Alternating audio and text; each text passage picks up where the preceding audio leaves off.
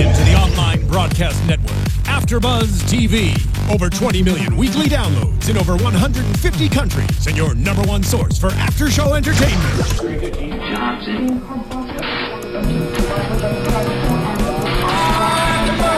AfterBuzz TV, the destination for TV superfans, producing aftershows for over 300 of your favorite TV shows, interviewing celebrities and showrunners, and bringing you behind-the-scenes exclusives. All thanks to E! Entertainment's Maria Menounos, producer Kevin Undergaro, and internet leader Akamai. Now, let the buzz begin! Magic in a young girl's heart. Everybody, it's the Epic Meal Empire. Sorry, I wasn't hard enough. Yo, we're here for Epic Meal Empire, show on the internet about cooking. We're gonna do 2 episodes tonight, cause why not? That's what we're doing. That's what we do. Cooking and magic, badass magic with tables of doom. It's amazing. Have you ever seen that trick before? We'll get there. Anyway, we're doing 2 tonight, 2 episodes of Epic Meal Empire, season 2, episode 3, Hocus Porcus. Let that sink in. And then season 2, episode 4, naturally, Ideas Milo, which kind of works. Like, it's funny, but it's also not. I believe it's Meal of God, actually. Yeah.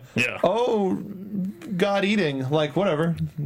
Yeah. You feel like a god eating it. It's interesting. We'll get there.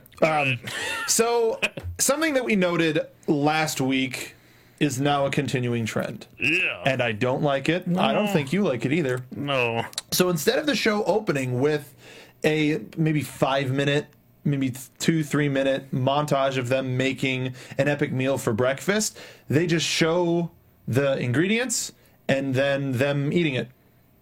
And that's not fun.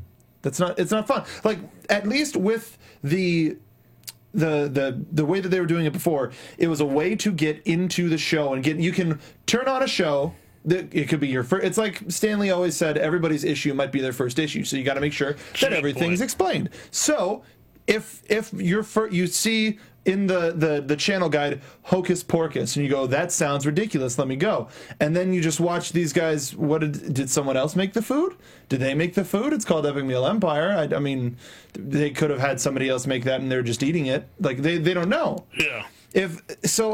Taking it out was just, it also kind of set up the whole them eating at a table. Now they're just eating at the table. You don't have to have them.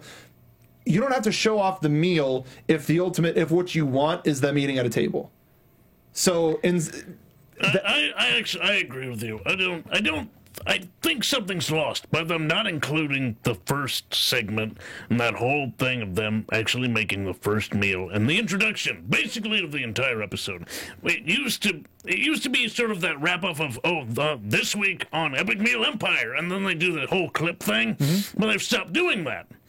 That's not at the beginning of the episodes anymore. No, it's just a cold open. Right. Well, I mean, coldish. But I prefer this open, but if it leads into the cooking. Yes, exactly. I don't want to see a preview of everything that's going to happen. It kind of kills the suspense and the way it just sort of opens itself. Like, it's a journey. Go on the journey. And you get that enough with in between the commercials when they show coming up next, or the lead-ins. But especially with something like fish in chips, they took big old pieces of fish and big huge honkers, and they took just big bags of. I mean, I don't know, because we didn't see it. Looked like tortilla chips, potato chips. Maybe there was a burrito in there, something like that, and they crunched them up, and that's what they fried. Instead of panko crumbs, they did chip crumbs, and that works. It's smart. You got a whole different seasoning with it. You don't have to work to then season the fish again with the breadcrumbs. It's kind of brilliant, actually. It would be something you get to see them connect, and you immediately get an idea of what these guys are right when you turn it on. You see them work. You see them do what they're supposed to be doing. You see them cooking, which is.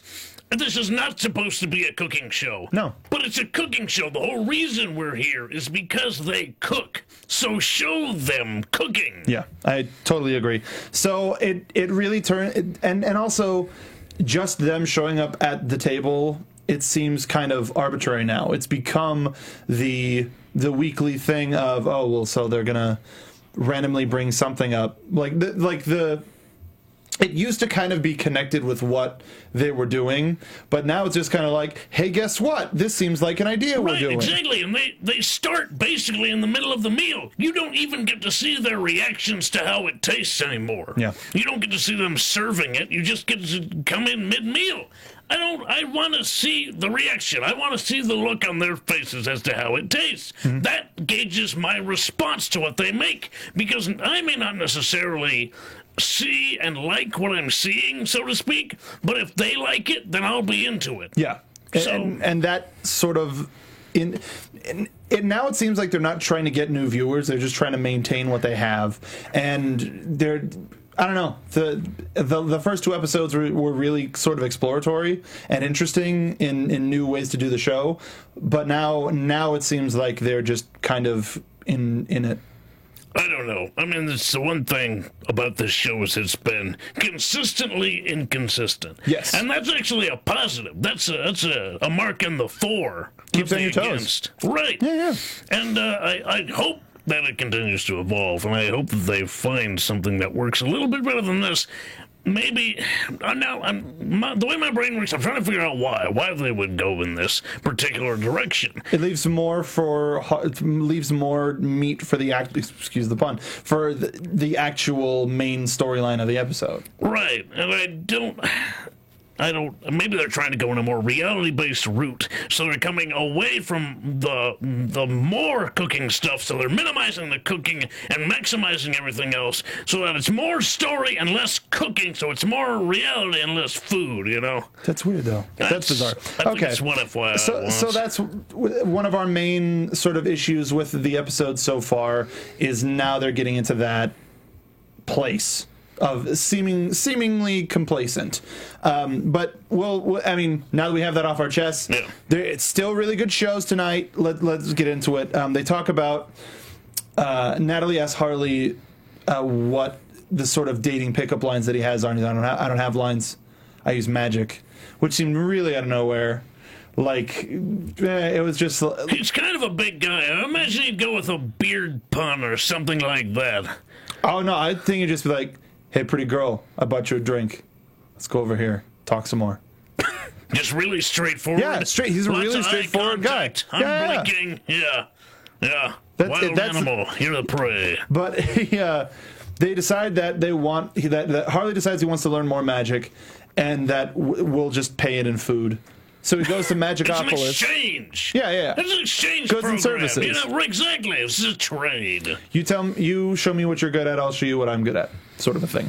He ends up at Magicopolis and meets Steve, appearing seemingly out of nowhere. With an echo. Yeah. I thought his head was going to show up on all the TVs, but, they were going for silly gags. It was fun.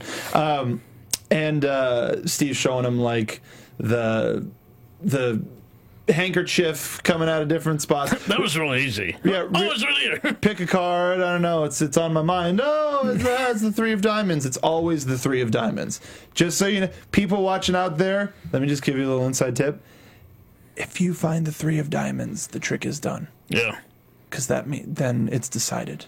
Yep. That's how Neil Diamond got his name. Yeah. So Street magician. Neil is I forget what language for 3. Oh, okay. So it's 3 of diamonds. We're learning hearts and minds. Thank you, studio audience. And I'm glad you liked it. Yeah, they're back. Good to see you back, everybody. And he really sees himself in Steve after seeing how excited Steve was for magic. He kind of related to the guy, but he wanted to see the real stuff. Like, I don't want this kid gloves crap. Show me the terrible, terrifying trick. He gets shown the table of terror. Pretty good. Pretty gruesome stuff. Have you ever seen that trick done before? I don't. Not to the best of my recollection. It's one of those advanced ones that's fun to see done and fun to see people change up. Because it's the way that Steve did it was very traditional. Magic. I like magic. They didn't have a lot of time either, so I think they just went with the most basic one. Yeah, just here you go. Boom, boom, boom, boom. And Harley gets the idea that he wants to make a pig disappear. Well, not Harley. I'm sorry. Dave made the idea. Yeah, that whole exchange of him kept trying to name the thing. Just, yes. No, stop it. I'll name it. It'll be a pun. It'll be fine. Yeah. It's like, this is my thing. This is my shtick. It's my show. They ultimately decide back at the idea room. The clubhouse. The clubhouse. They ultimately decide that they want to put a 100-pound pig on a smaller version of the table of terror, the dinner table of terror. Whoa. Excellent. Small, very non-intrusive. It works.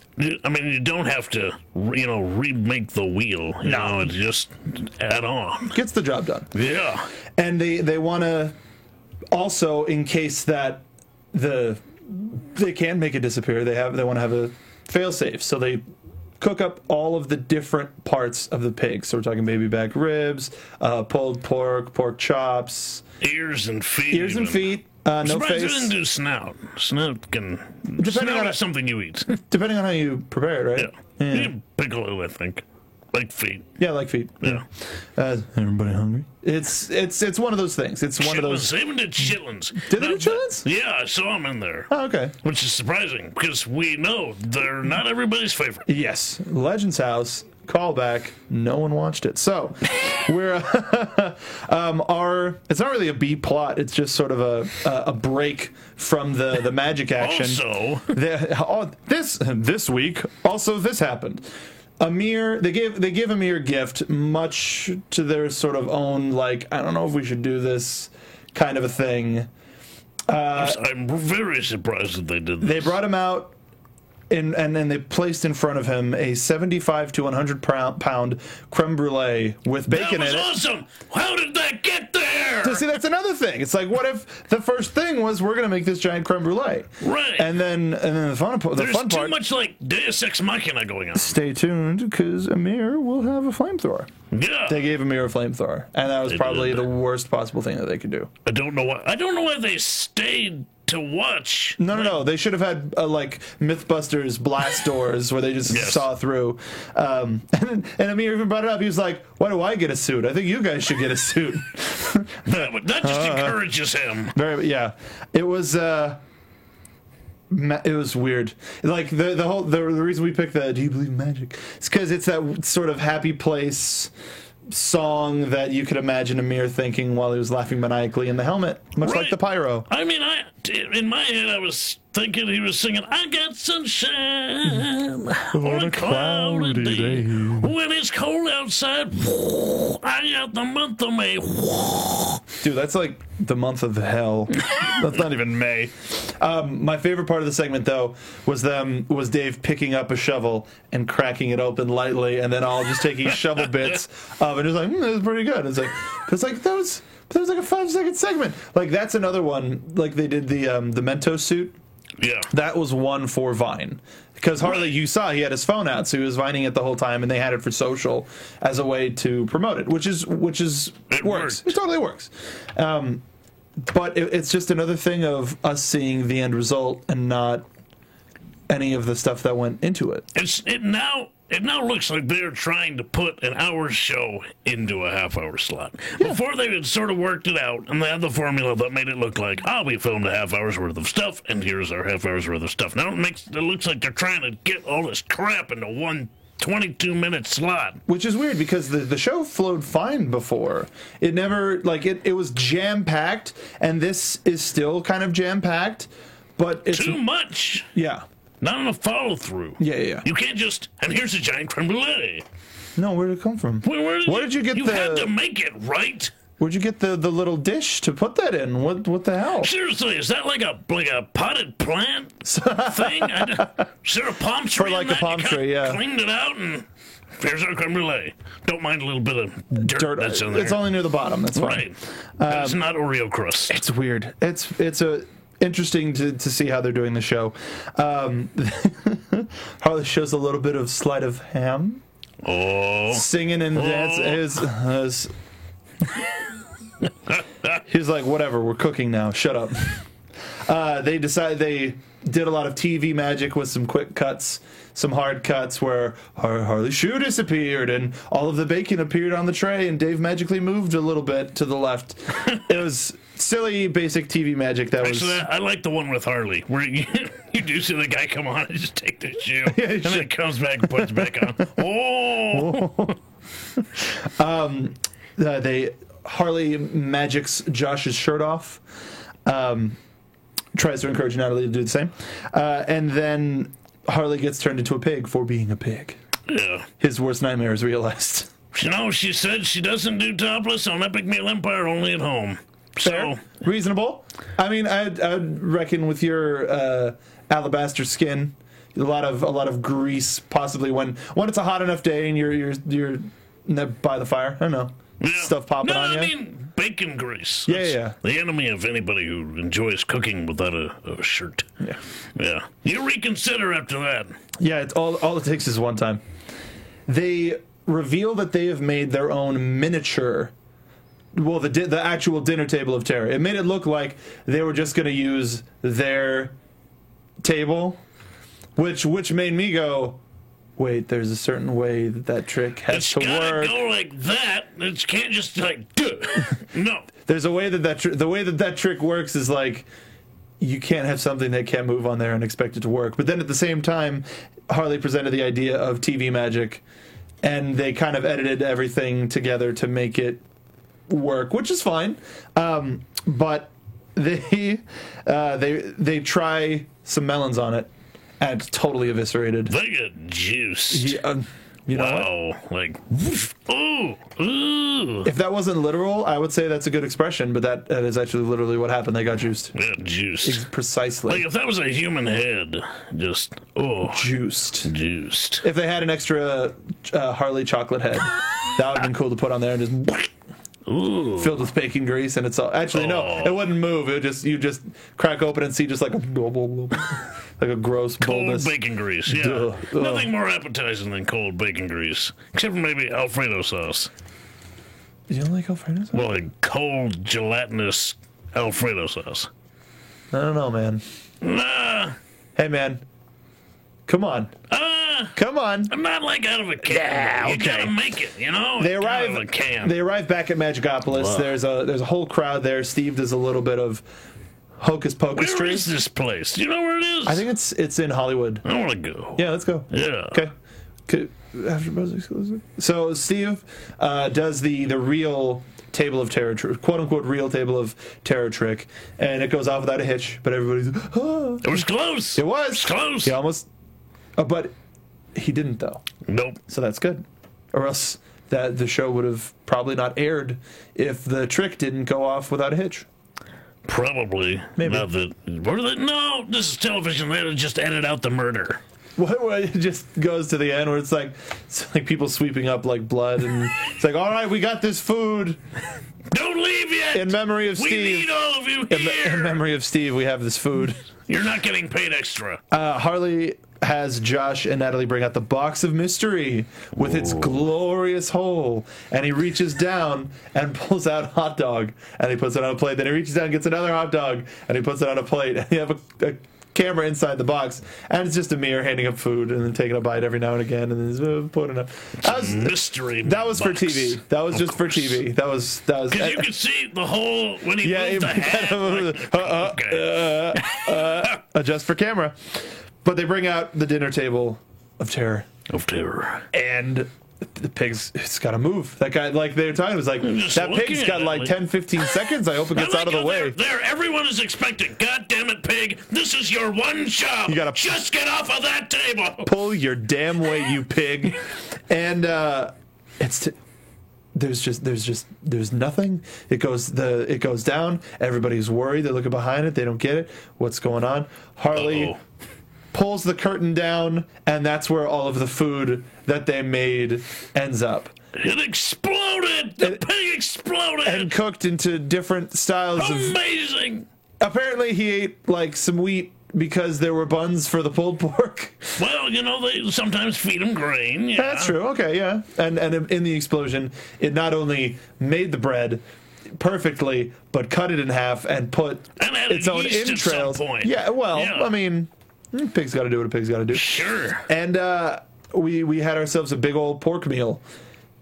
A lot of pork. I don't want to know what happened to the pig. Like, I mean, I know what happened to the know. pig, but like, Maybe they the wouldn't. good people at the food bank can tell us. Here We you have go. a 100-pound pig. Dig in, everybody. Happy Christmas. And the Magic Squad thinks Steve and magics away. And Amir and Dave apparate away, or disapparate. Yeah, disappear. Amir and Josh. Josh. Just left Dave's- in there It's always him. looking like an asshole. It's always him. Always me. It's always me. Who's your favorite magician? My absolute favorite magician?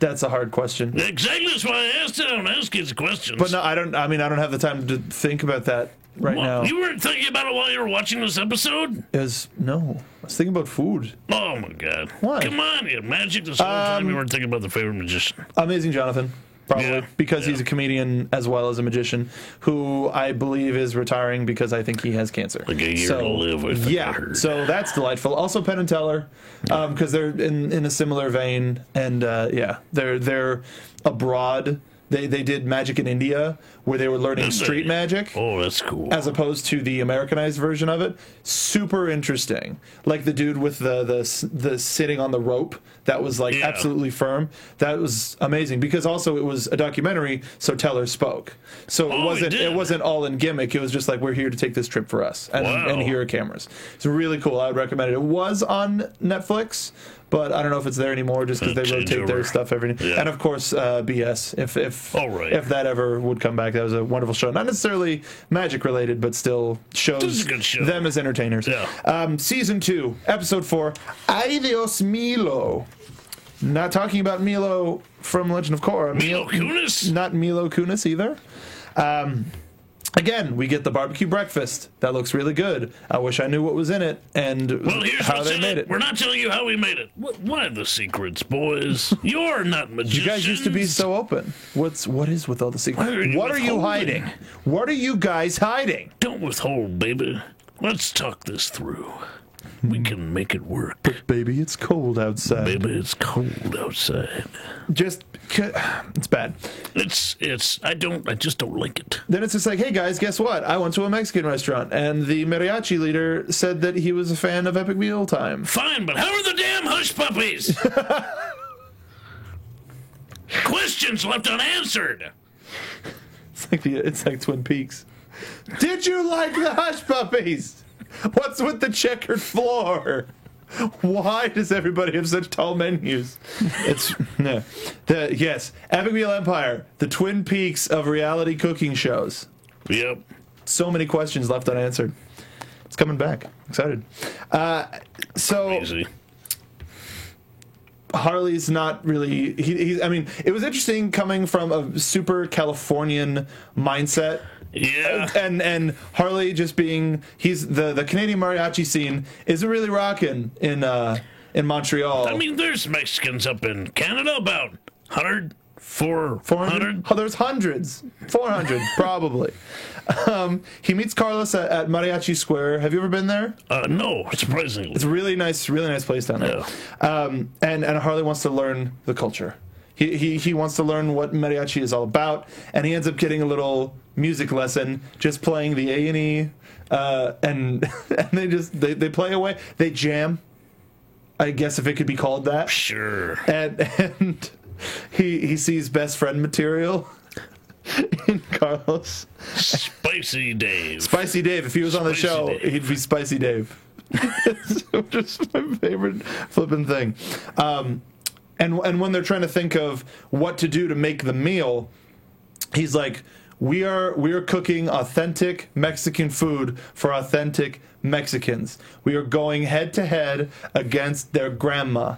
I mean, dude, Abuelita's cooking. You don't want to mess with that, man. No, she smack you. So Take off her tontella and throw it at you. No. Yeah. They decide to make a giant guitar piñata, which isn't really that much of a stretch because there's always that guy with the huge piñata in a mariachi band. Oh, that's true. So they probably just got one of those and made it maybe a size and a half. And this was sturdy. What they got was made out of super wood. solid. It had to, because they decided, like any traditional piñata, they were going to fill it with the meal. They were going to cover it in flank steaks, the paper of the food world. Yep. And taquito strings, maybe some tortillas wrapping the backside. Peppers for the tuning keys. Peppers for the tuning keys. That was good. Habaneros. And that's a good idea. That was. That's fun. Like, and when they get to also another fun thing at the reveal when we get there.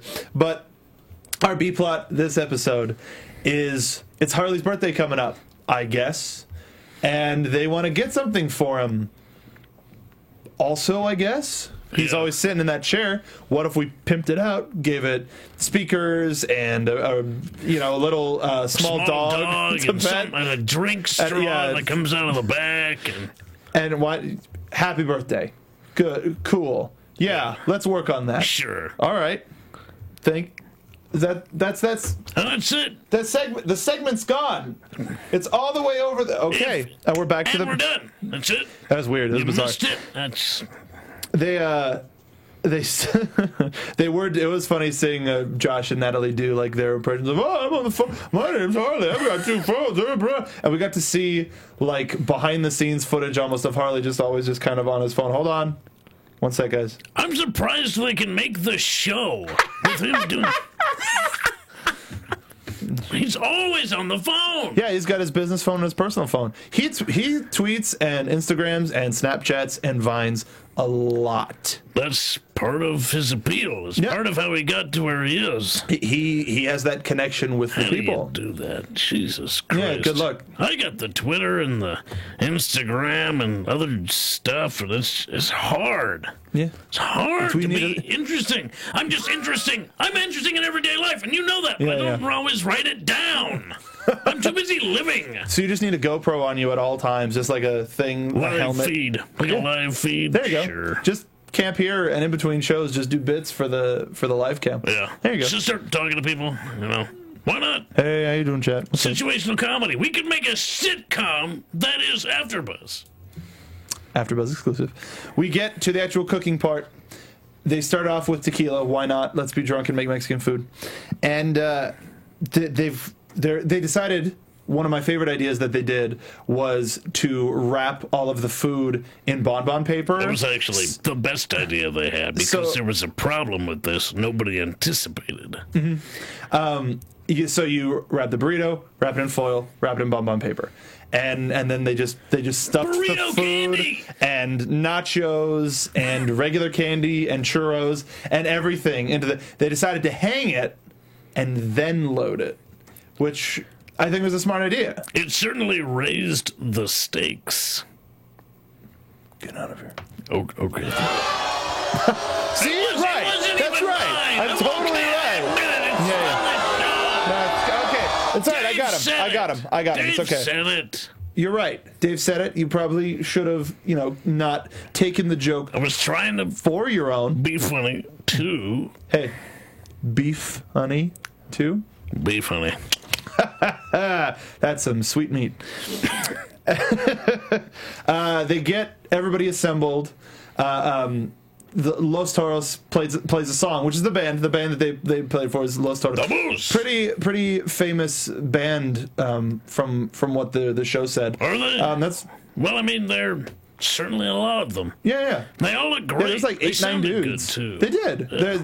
There was mariachi bands are like unless it's like 10 o'clock at night and you're hearing them like across the neighborhood. It's nice to hear a mariachi band. I like it. I like to change it up. And I've worked with some gentlemen of the Mexican persuasion. They like to listen to their radio, and when I hear every single start with song just starts with. I tend to lose it after a while. That's all. If I hear one more so it's this song again. I'm gonna freaking kill somebody. Don't do that. And everything's like just change it up, please. I really want to know who that was. But we got a fun little Easter egg. Because Christopher Daniels was at the dinner. Second episode. I mean, they're friends with the guy. He's a hungry dude. So, I mean, you can't live off of pro wrestling tees alone. That's just true. And independent checks, you know that. Oh yeah. Supplement. That was really random to see Christopher Daniels, professional wrestler extraordinaire, and he was there for the fan appreciation meal where they had everybody bring stuff and then they cooked it, and he was one of the people, and it didn't be like it was like Chris, like it's like no, it's Christopher Daniels, it's the fallen angel, that's the fallen angel Christopher Daniels. They give everybody else funny descriptors. They called Carlos Mexican Charles. There was one in Steve's description of Hocus Pocus was like Master of Illusions. It was like ILLUUUUSIOONS. It's really funny. It's like, that's good. That's really funny. They reveal the guitar, but it's a piñata. How do you get the food out of a piñata? You beat the crap out of it. You can only beat a piñata that's made out of food. If you beat regular food, that is unacceptable. Or regular piñatas. Right. Unless you're tenderizing the beef. Well, that's pre-cooking, right? Yeah. But you can't just beat a pizza with a mop handle. That would be crazy. That's a fine point, I think, by Dave. No, That's probably one of those live and learn type situations. He just went to town on this pizza and got arrested or something. I mean, it depends on where he was. I mean, if it was at like a Chuck E. Cheese or Freddy Fazbear's or something like that, it would be something completely different. But they got Carlos and other members of the band with broom handles, and the Bat did it. The Bat did it. Slugger, we're like, we got to upgrade. And everybody was having a great time because no matter how old you are, getting a chance to beat something with a bat makes you feel pretty good. And that thing had to be pretty heavy. They had to bolt it to the ceiling with four lines or something like steel that? cables. Yeah, it was, and they had a lot of weight in there. There's a lot of. I mean, first of all, just the shell, and then all of the food inside, and then all of the food on it. It was huge, flipping huge. But once it broke and fell down, it just kind of landed, and they cracked open the top. They had the EME guys cracked open the top, and they were playing nice nod to Office Space. Two Gangster for TV, because damn, it feels good to be a gangster. Damn, it feels good. And everybody was like, oh, holy crap, it's wrapped up in candy. Oh, it's with churros and everything. It was like, that's one of the things that is like, this is why I watch the show, is for these crazy ideas.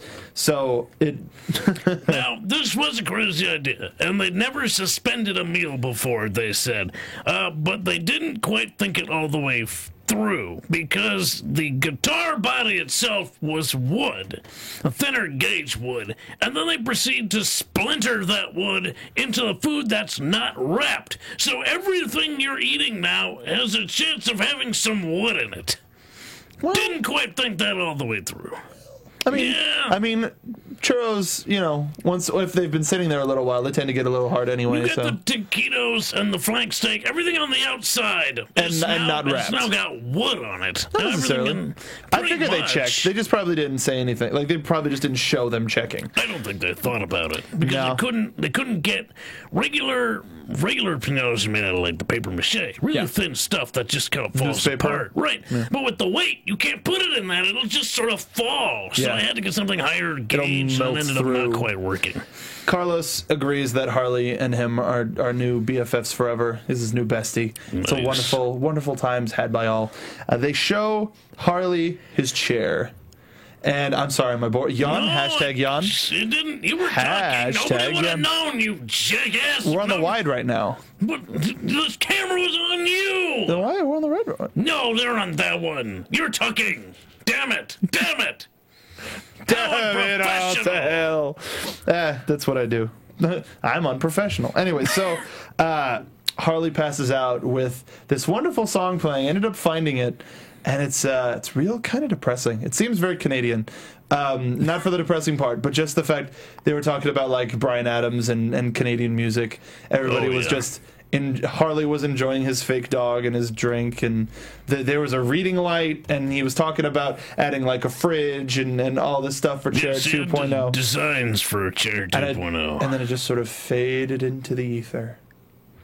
Goodbye. Goodbye. Goodbye. And good luck and bon voyage.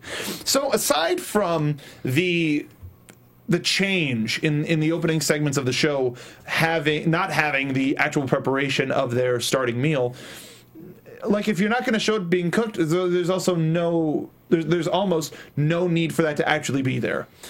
Because, I mean, you're not prepping anything, because then they're just sitting around eating food. You could Right. Now they're basically personalities and less chefs. You know, when you take the emphasis off of them doing their job, then they're just people. And why are we having a television show just about people? You got here being an internet cooking show. Why would you stop cooking? It seems weird. Because you can go on youtube.com/epicmealtime and you can subscribe and you can watch them every Tuesday and every Saturday, and they cook, and sometimes it's like the epic meals are for fun, and then the Handle It is to teach you how to cook.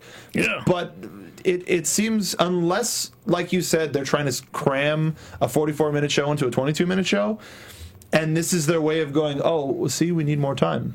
So that season 3, they get an hour. Maybe.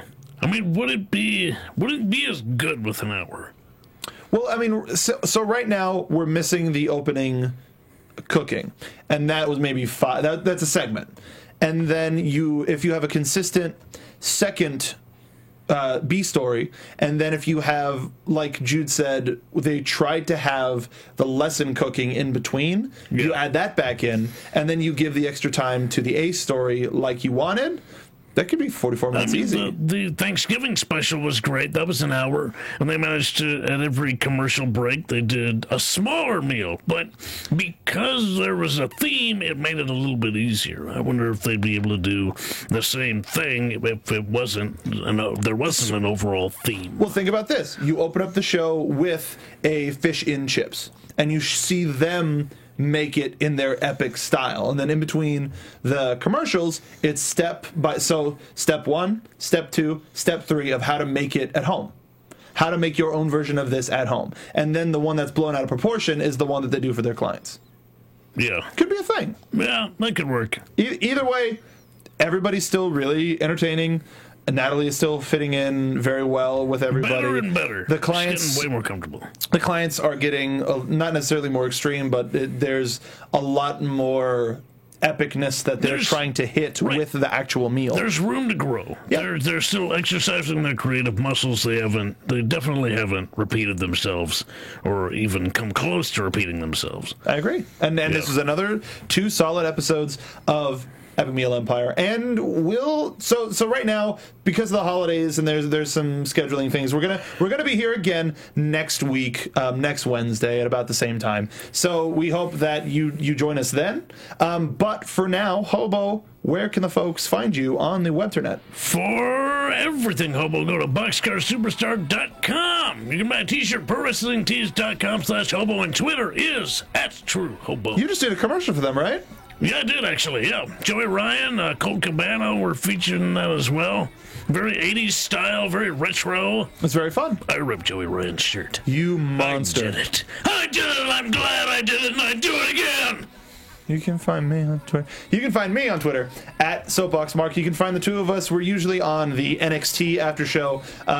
Tomorrow's going to be a big event, and there's going to be a special guest on the show because I'm not going to be there, unfortunately. But you can find me on Soapbox Mark. You can find the two of us at Soapbox CarTV, where we do wrestling entertainment. And we drank today. Yeah, we did. In very epic style. We did a winter tasting competition for winter beers. It was very fun. It was nice to just chill out. But you can follow. Make sure you rate us on iTunes. Give us thumbs up and subscribe to us on YouTube. Leave us comments. We are always in the comments. And you can follow everybody here at AfterBuzz TV on Twitter. Thank you, and we'll see you next time. Yep. From executive producers Maria Menounos, Kevin Undergaro, Phil Svitek, and the entire AfterBuzz TV staff, we would like to thank you for listening to the AfterBuzz TV network. To watch or listen to other after shows and post comments or questions, be sure to visit AfterBuzzTV.com. I'm Sir Richard Wentworth, and this has been a presentation of AfterBuzz TV. Buzz you later! The views expressed herein are those of the hosts only and do not necessarily reflect the views of AfterBuzz TV or its owners or principals.